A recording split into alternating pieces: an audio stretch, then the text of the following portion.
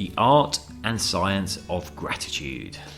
In this episode, we explore the practice and benefits of gratitude. It may seem woo-woo to some, but there's actual science around how it improves everything from relationships, health, mental and emotional resilience, and a reduction of stress. And as always, we'll give you simple, easy to implement strategies to begin your own gratitude journey.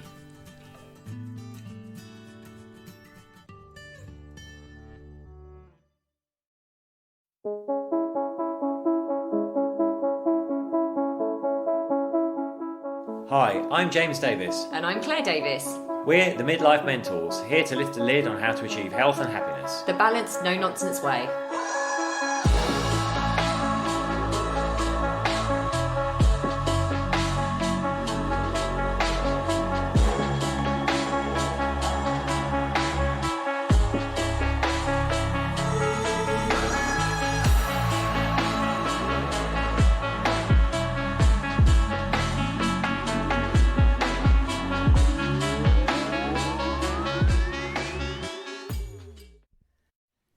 Hello and welcome to another episode of the Midlife Mentors with me, James. And me, Claire. How are you all doing? It's lovely to have you back. And we're joining you today from, it has to be said, a rather wet and rainy Marbella. I know. I'm sure you don't feel that sorry for us though, to be honest. No, more fortunate than most, so not complaining. And it leads us very nicely because we know the sun will be back tomorrow. And of course, we'll be grateful for that, which leads us nicely onto the subject of this podcast, which is gratitude. Exactly. The art and science of gratitude is what we're talking to you about today. So we've called this the art and science because actually we can understand why people have this reaction when you say gratitude. But I think a lot of the time it can sound quite woo-woo and quite out there, or, you know, practicing gratitude, la la la.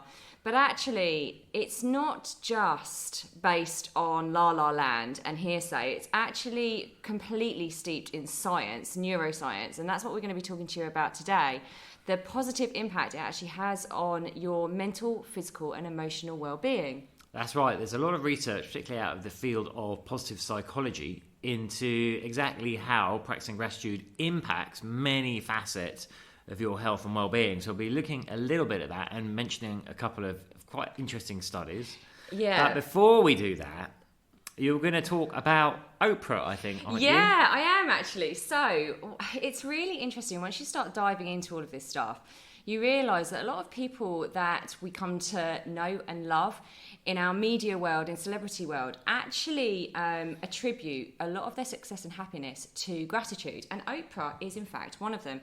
She said once that the single greatest thing you can do to change your life today would be to start being grateful for what you have right now.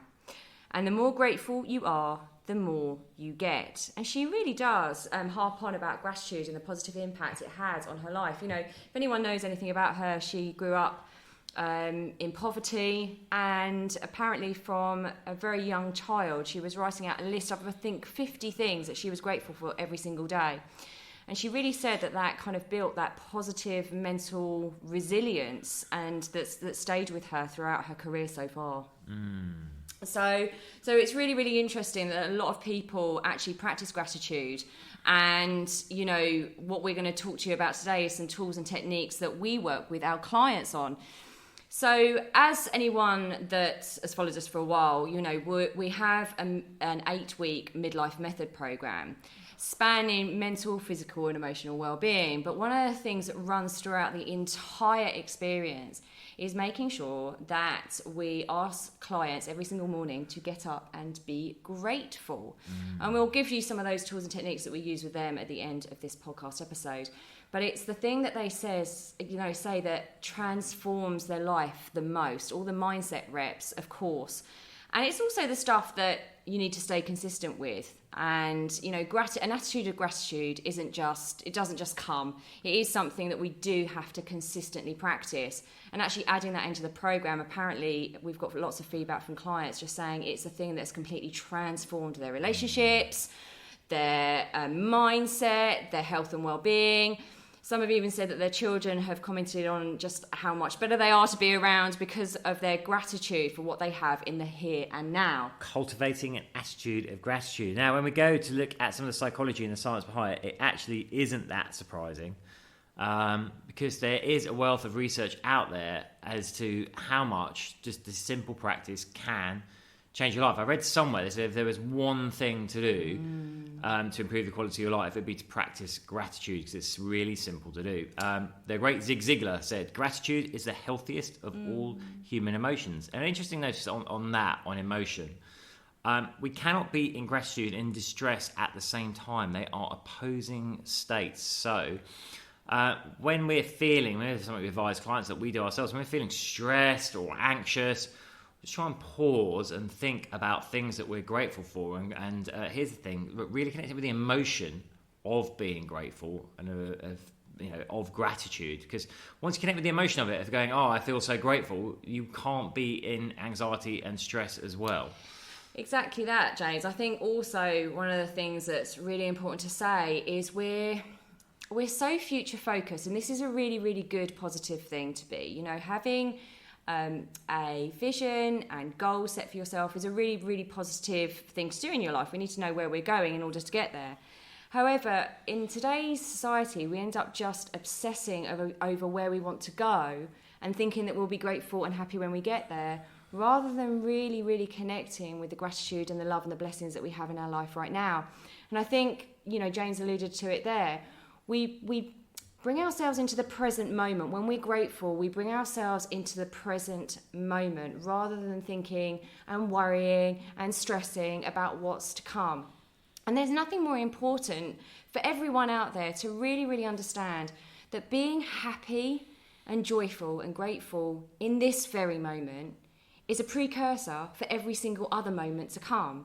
If you can't experience happiness, gratitude and joy now, how can you expect to experience it in the next moment, the next moment, and the next moment? And just before we go on to the science of it, if anyone one of my book recommendations is The Power of Now, which is a book by Eckhart Tolle. It's a little bit of a heavy read. I've actually read it a few times, but it really, really understands and helps you understand and focus your mind on the power that you have in every moment. That is all we have is right now. So gratitude brings us into the present moment rather than being outside looking for, validation and valuation on outside circumstances. Exactly that. So let's look at the psychology behind it, some of the research.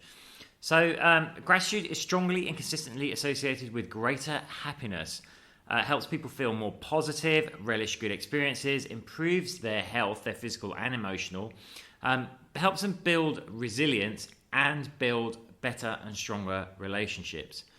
So people who regularly practice gratitude and take the time to do it generally have more positive emotions, they feel more alive, they report better sleep, more compassion and kindness, and even have stronger immune systems, something we all need at the moment. I think this is so fascinating as well, how what essentially is an emotional practice can have such a bearing on our physical health. And this is from the research. People who practice gratitude are physically healthier and have stronger immune systems than people who don't. It's fascinating stuff.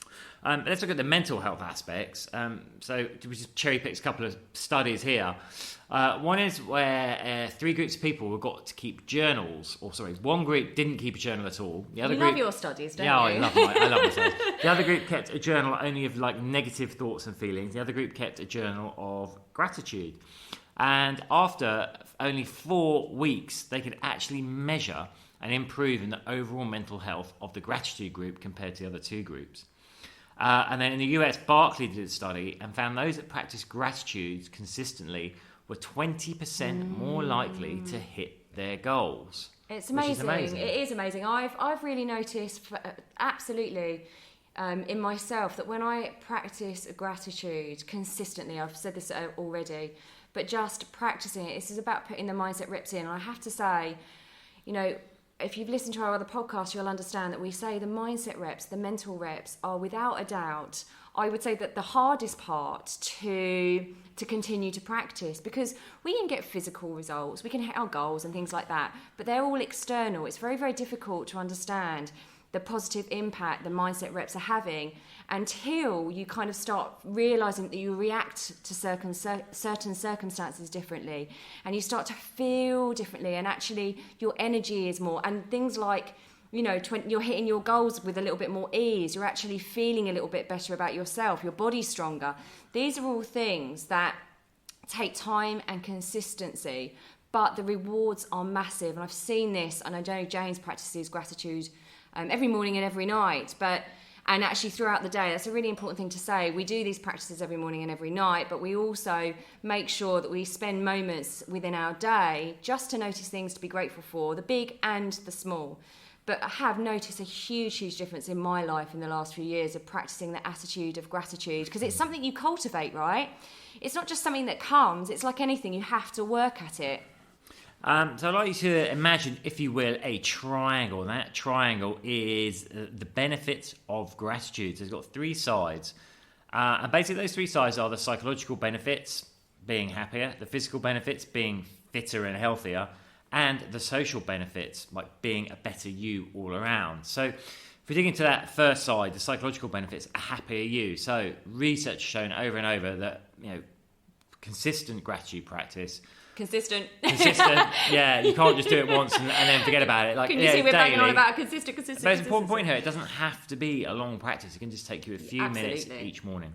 But consistent gratitude practice makes people feel more positive, more optimistic, makes them more aware, increases their overall self-satisfaction, and enhances their mood. They report feeling better generally. So not only physically does it build a stronger immune system, some of these other amazing impact physically, less body aches and pains, studies have shown that, optimum blood pressure and cardiac functioning, and better sleep-wake cycles. So that's amazing physical impact of gratitude.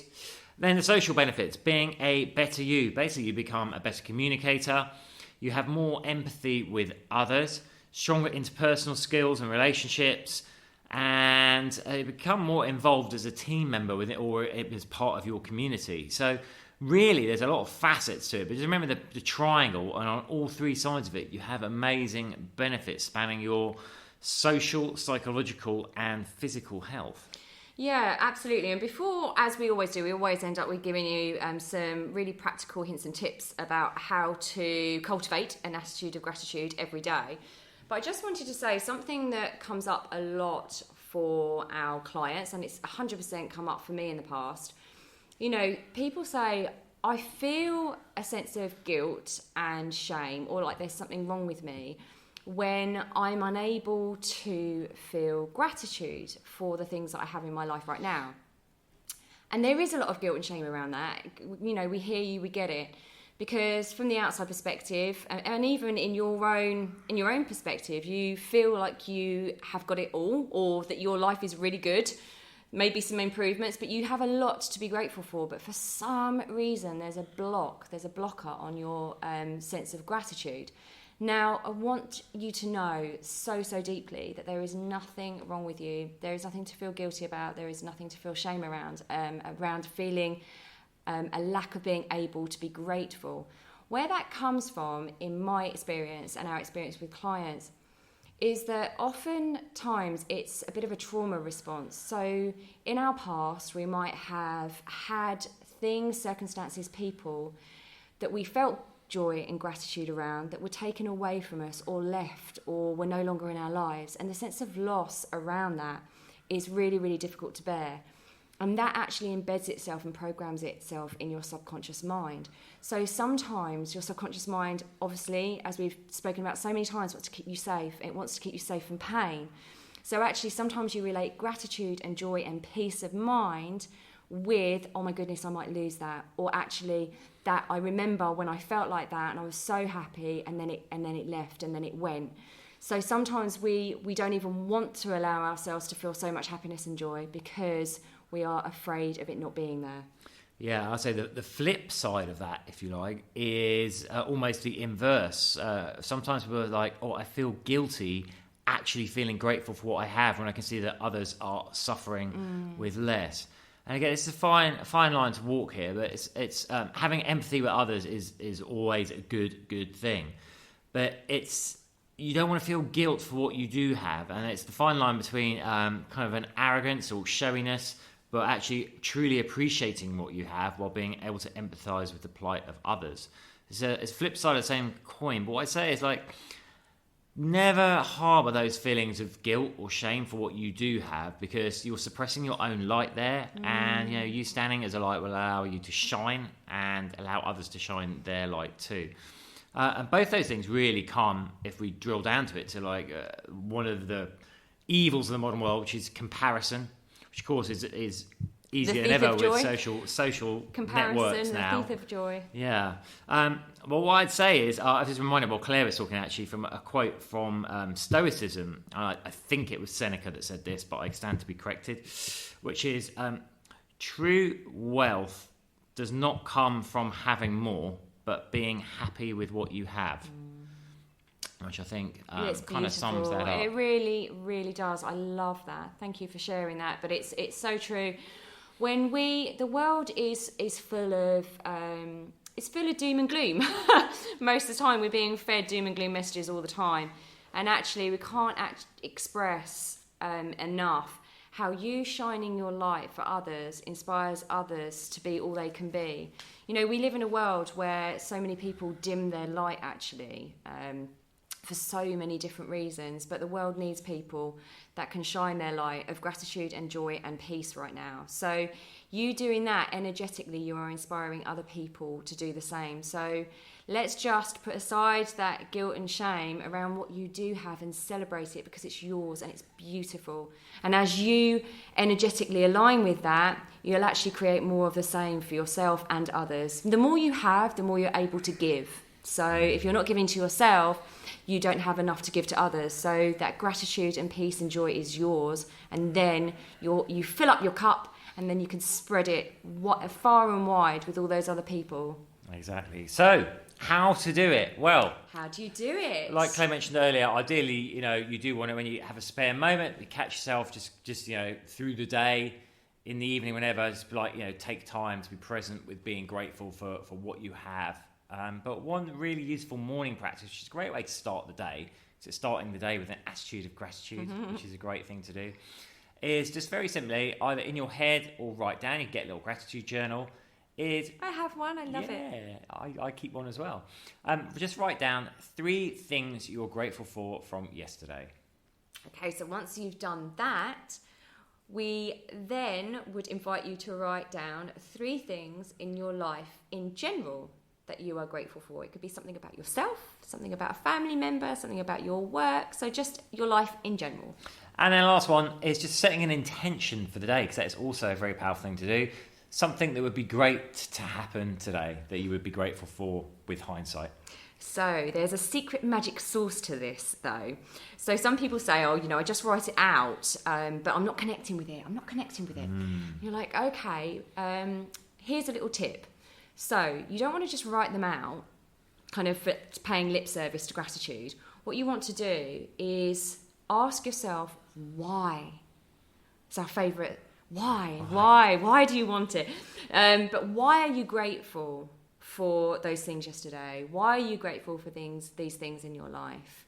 And actually connect as deeply as you can with the emotion of it. So ask yourself why you're grateful for this, and really feel into it, because your feelings are your signposts that you're really, really connecting to it. So don't just write it down, guys. Actually have that emotional connection to it, and it becomes way more powerful energetically. It becomes way more powerful when you do that. And one of the other things I would say is, as you practice this more and more and more, this is the art, okay? So we talked about the science. The art is of practicing over and over and over again.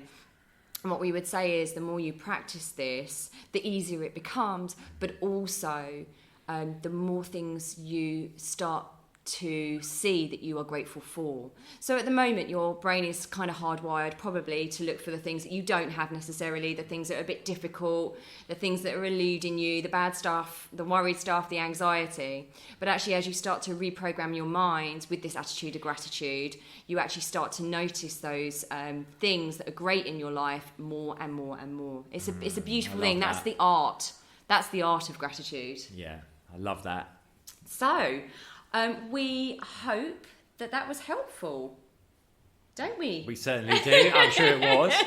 We just had our furball jump up. It's dinner time. We're actually recording this. She just decided, she's so demanding. We're very grateful for her. We're very grateful for her, but she just decided, that was that pregnant pause there. She decided to jump up on us, demanding her dinner. It's dinner time. So yes, we do hope that was helpful for you. Yeah, we of course are very grateful to you, our audience, and we're even more grateful if you can share and spread the spread the word, tell others about us. Our audience is growing, so thank you, and we're so grateful for that. And if any of you are free this Saturday morning, 10 a.m. UK time, Claire and I'll be running a completely free workshop, which is all about one of our other secret sources, which is basically like, making internal and external changes at the same time for great success. Yeah, absolutely. We'll be revealing a few tips and tricks there. We will. If you're kind of just sick of feeling like you're spinning out of control and keep self-sabotaging behaviour and not quite understanding what's going on there, we are going to reveal that secret sauce, that secret magic on this workshop at 10 a.m. UK time on the 23rd. So this is Saturday 23rd, this coming Saturday. Really, really excited. Got lots of people signed up. And as always, so we'll drop the link to register for that. Spaces are quite limited because of tech. But then we'll also share in the show notes a link to join our free Facebook community, the Midlife Mentors community, which is growing all the time. And we just drop really awesome content in there all the time, daily. And we would really love you to be a part of that. Absolutely. So wishing you all an amazing rest of the week. We hope to see some of you on Saturday. We do. And again, we're so grateful for you and we're sending you so much love.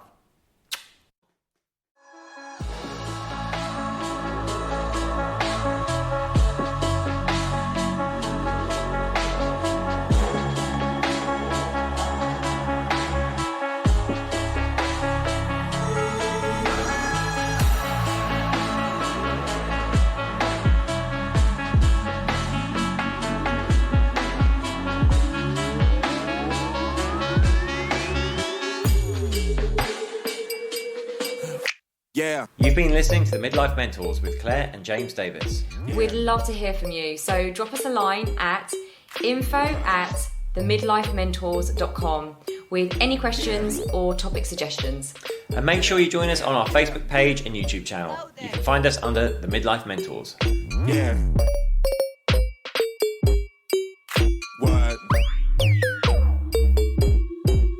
Yeah.